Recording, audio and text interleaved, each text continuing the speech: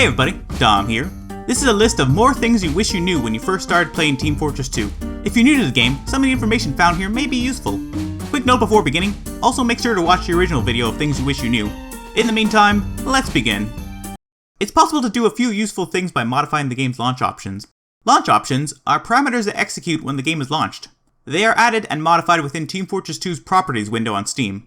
One useful launch option is -novid. This launch option makes it so when the game launches, intro cinematics are skipped automatically. More information and lists of other useful launch options can be found online. Certain weapons, usually not the newest ones, can be temporarily rented from the Manco store. By clicking Try It Out on a weapon in the store, players are given a temporary copy of the weapon. This weapon expires in a week and can't be traded or used for crafting. During the week, the item can be bought from the store at a discount. After the week is up and the weapon expires, another weapon can be tried out, or the same weapon can be tried out again. Most weapons deal greater damage up close and less damage from afar. Critical hits and mini-crits don't decrease in damage over long distances. Another thing to note about damage, weapons like rocket launchers that can hurt the wielder deal reduced self-damage. It's possible to jump onto higher ledges by crouch jumping. A crouch jump is performed by holding down the crouch key very slightly after starting a jump. This technique is also useful for rocket jumping, as crouching while rocket jumping increases speed and thus distance traveled. Player taunts aren't just for showing off. Many can deal damage and instantly kill enemies. As an example, the Spy's melee fencing taunt or the Pyro's secondary Hadouken taunt. In normal gameplay, it's rare and difficult to actually kill an enemy with a taunt, but when it does happen, it's glorious. During setup time, medics build Uber charge at 3 times their medigun's normal maximum speed. Healing and overhealing teammates builds Uber faster than maintaining a maximum overheal on a teammate. Healing allies that are also receiving healing from another source builds Uber at a reduced rate. Teammates that haven't taken damage for at least 10 seconds heal faster. Overheal takes the same amount of time to decay for every class. A full overheal fades away entirely after 15 seconds.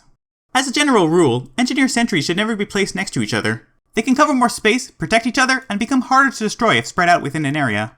Clumping up sentries together makes them more susceptible to splash damage. If they're spread out, it's less likely they'll all be destroyed at once. As an engineer, it's bad to play as if failure is expected. Planning for failure from the start of a round leads to a self-fulfilling prophecy where failure happens. As an example, starting a 5 control point map by setting up at the first control point. Doing this as an engineer helps ensure a loss. The enemy team effectively has one more player if the engineer sets up far back rather than near the front lines. By setting up at the first point, the engineer isn't helping his team and is defending something that can't even be captured yet.